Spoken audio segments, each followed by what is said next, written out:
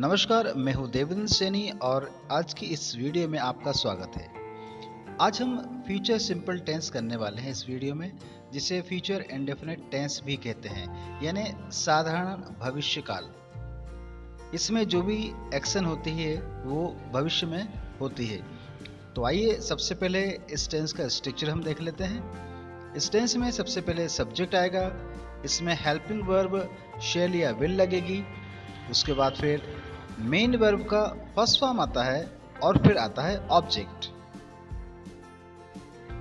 चलिए इसके बाद ये देख लेते हैं कि शैल और विल किसके साथ लगना है। यदि सब्जेक्ट फर्स्ट पर्सन जिसे आई या वी रहेगा तो उसके साथ हमेशा शैल ही लगाया जाता है। फ्यूचर सिंपल की हम बात कर रहे हैं। और यदि सब्जेक्ट सेकंड पर्सन जिसे हम यू कहते हैं और इसके अलावा थर्ड पर्सन जैसे ही, सी, इट या किसी व्यक्ति, वस्तु, स्थान का नाम की हम बात करें तो वह थर्ड पर्सन कहलाता है। सेकंड और थर्ड पर्सन दोनों के साथ ही हम हेल्पिंग वर्ब विल लगाते हैं। तो ये कंडीशन हेल्पिंग वर्ब की थी। चलिए आगे बढ़ते हैं और देखते हैं कि इस टेंस में क्या यूज किया जाता है। इस टेंस में मेन वर्ब का फर्स्ट फॉर्म यूज किया जाता है और अधिकतर इस फ्यूचर सिंपल टेंस में जो शब्द यूज किए जाते हैं वो होते हैं soon, shortly, in a few moments, tomorrow, presently and next. ये कुछ ऐसे वर्ड्स हैं जो अधिकतर फ्यूचर सिंपल टेंस में यूज किए जाते हैं। तो आप समझ गए होंगे कि फ्यूचर सिंपल टेंस का स्ट्रक्चर और उसका हेल्पिंग वर्ब कौन कौन से इसमें यूज किए जाते हैं। चलिए बहुत जल्दी से अपन ये देख लेते हैं कि फ्यूचर सिंपल टेंस में कौन से हिंदी के वर्ड यूज किए जाते हैं, उसको कैसे पहचाना जा सकता है।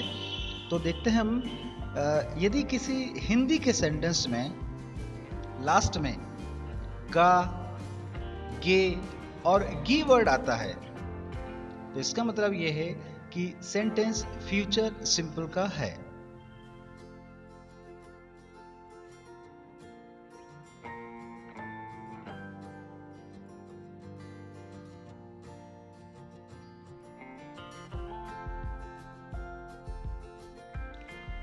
चलिए अब ये देखते हैं कि फ्यूचर सिंपल टेंस का यूज कहाँ करते हैं। To express that are to happen in future, जो कुछ भविष्य में हो उसके लिए फ्यूचर टेंस का यूज किया जाता है।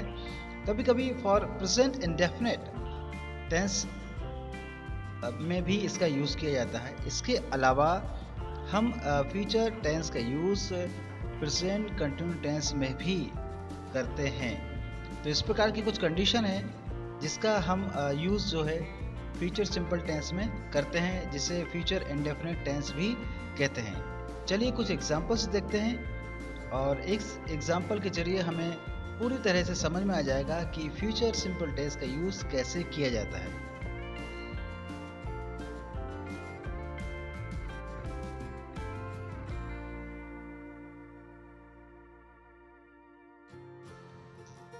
चलिए एग्जांपल देखते हैं। मैं कल ये काम करूंगा। I shall do this work tomorrow. हम शाम को हॉकी खेलेंगे। We shall play hockey in the evening. तुम मेरी मदद करोगे। You will help me. वे सब एक गीत गाएंगे। They all will sing a song. वह पतंग उड़ाएगा। He will fly a kite. वह भोजन पकाएगी। She will cook food.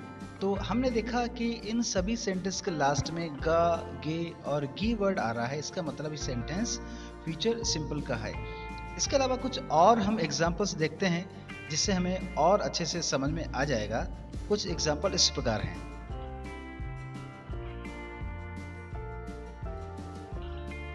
मैं यहाँ जल्द आ जाऊंगा। I shall come here shortly. हम अगले माह भोपाल जाएंगे। We shall go to Bhopal next month. तुम कल पार्टी मनाओगे। You will celebrate a party tomorrow. Dev अगले माह कपड़े खरीदेगा। They will buy clothes next month. Mummy कुछ ही देर में Ramayan पढ़ेंगी। Mom will read the Ramayan in a few moments. जल्द ही वर्षा होगी। It will rain soon. तो हमने ये देखा कि किस प्रकार के जो सेंटेंस है जो कि फ्यूचर में बनते हैं। इसके अलावा भी कुछ, यदि आपके मन में भी कुछ सेंटेंस आ रहे हैं तो कमेंट बॉक्स में आप सेंटेंस लिख सकते हैं। और यदि वीडियो पसंद आता है तो लाइक करें, शेयर करें, कमेंट करें और चैनल को यदि सब्सक्राइब नहीं किया है तो उसे अवश्य सब्सक्राइब करें। Thank you.